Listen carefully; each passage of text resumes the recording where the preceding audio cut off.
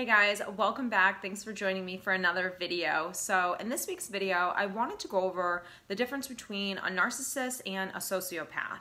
And I'm going to be really general with this video because I want you to just get an outline of a narcissist and an outline of a sociopath. And one of the things to really remember is these types of personality disorders, they're gray. So definitely if you check the box on enough boxes, you can be clinically diagnosed with having NPD or being a sociopath, but it's really not that black and white. So if you come to me and you say, you know, my partner is so egotistical, like, oh my God, he's definitely a narcissist, that doesn't really make this person a narcissist. They might just have narcissistic tendencies, but if you look at social media, we all do.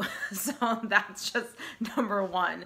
And there is such a thing as healthy narcissism, where it comes into play, where we go into, you know, having a personality disorder is really a couple of key factors. So I'm just going to run down kind of the basic traits of a narcissist. And again, I'm not going to get into too much detail with a narcissist because I've made a ton of videos on them, and I'm sure there's a ton of information all over YouTube and the internet on someone that has NPD. So definitely go look that up if you want to like dive into that topic. But really, we have someone with a grandioso personality. We definitely know that.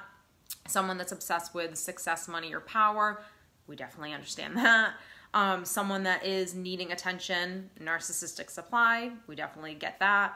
You know, that sense of they're better than you, they're the smartest person in the room, just that egotistical side of themselves. We understand that.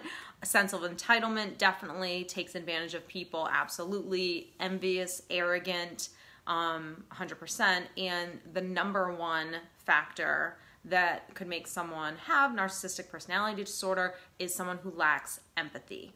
So a narcissist and a sociopath definitely share a few common traits. They're both highly manipulative, they both lack empathy, they both have that grandioso type of personality. But when you're dealing with a sociopath, you're dealing with really, truly a con artist. So you're dealing with someone that can play a character in a ton of different environments. So they can go home to their wife and play that character. They can go to the office and play that character. They can go have their affair and play that character. They can go do a charity event and play that character. So this person can very easily intertwine who they are to fit the mold of whoever they're with wants them to be. And they can do this because that's their way of basically getting what they want out of the situation. So the first thing that kind of makes a sociopath different than a narcissist is pathological lying.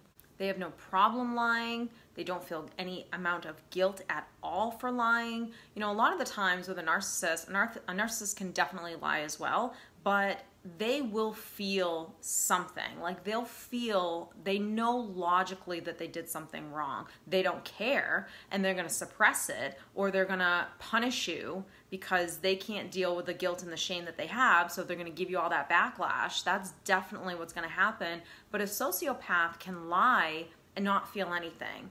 I mean, they can actually probably pass lie detector tests. I mean, they're that good at it. They are pathological liars. And they're able to lie and have no shame or guilt because there's no feeling to what they're doing. And that goes right into the second thing, that a sociopath just lacks that ability to have any shame or guilt or remorse for what they did. And that's scary.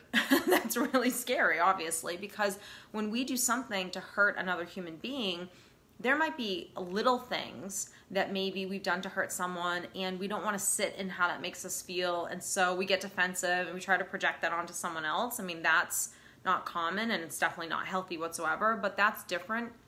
This is more of, I don't have any feeling for what I did. And this is why people are able to kill, and this is why people are able to do horrific things. This is why people are able to have dual lives. I mean, because there's no feeling attached to anything that they're doing. And like I said, a narcissist can definitely do that as well, but there is tiny, tiny bits of guilt or remorse or some shame that might come up for a narcissist, but they can, like I said, they can easily suppress that or project it onto you and punish you because they can't sit in what they did. Whereas a sociopath, they don't do any of that. You know, one of the things that makes us human beings is our ability to connect with each other, our ability to have remorse, to have shame, to have that guilt for what we did, to be able to have that empathy, to put ourselves in someone else's shoes and say, while I didn't experience that, I can't imagine what that must feel like, and really feeling that feeling. You know, when we watch something on TV and we see people in different countries and they're struggling, or if we watch, you know, a movie and this woman or man is going through something that we've never been through, but we feel it. We feel it. That's empathy. That's putting ourselves in someone else's shoes. And what makes us different from animals is an animal has an inability to do that. So a lion doesn't care about a gazelle or about another animal. If it wants to kill it, it wants to kill it. Like there's no remorse, there's no guilt, there's no shame. And so what makes us different from animals is that ability to have remorse, to have shame. It's what makes us a human being. And you know, if you don't have any of that, it's kind of hard to even look at this person as a human being when they don't feel anything. And the next thing is a sociopath just really and truly has an inability to love. You know, a narcissist, I think, has an ability to love. It's just a twisted, unhealthy, egotistical, self-centered way of loving, which is, I love you based off of what you can give me. Whereas a sociopath, they have an inability to just connect. They can't connect with anyone. They can't connect with themselves 1,000%, and they can't connect with anyone else. So you're never gonna have a true deep connection with a sociopath. They're unable to connect with themselves. They, you know, probably had severe bonding, trauma bonding, or definitely had some severe things happen to them in childhood or growing up that might have created this personality disorder. But for whatever the reasons are, they're not able to truly connect with another human being. So you'll never be able to, like I said, have that deep connection with a sociopath. It'll always be a surface level relationship. The next thing is they're irresponsible and they're unreliable. So when you have an inability to connect with yourself, when you don't know how to connect with others, when you have no remorse, you have no guilt, you don't know how to love, you don't know how to show emotion. I mean, I can't even fathom any of these things, but okay. But if you can fathom it, then you're not going to be reliable. You're going to be a person that doesn't care about anyone else or anything else other than themselves. And again, a narcissist can be very much this way as well, but there's an agenda to what they're doing. So if a narcissist is like love bombing you, or, you know, doing you a favor, helping you out here, whatever the situation is, there's always an agenda to it. So there's a reason why they're doing it, and it's because they want something in return. A sociopath doesn't use those tactics. They don't care if they're not there for you. They don't care if they're irresponsible to you or to anyone else. They don't care if they're unreliable. They don't care if they told you that they'd be there at 6 o'clock and they don't show up till 8, or they don't show up at all. They don't care that they told you, you know, hey, next week I'll pick you up and we'll go out for dinner, and you just never hear back from them, or they avoid the topic altogether. Like, they don't care about disappointing you.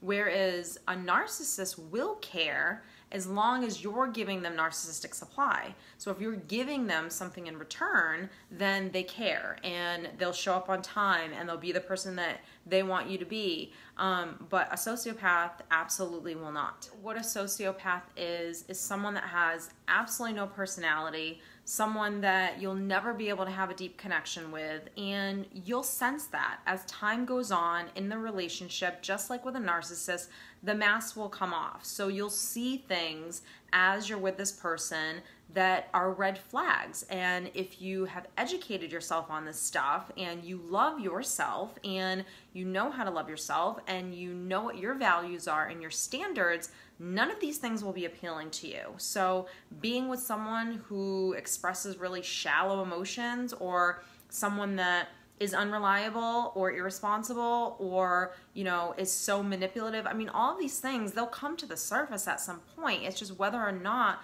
you're at a place where you're going to be able to spot it.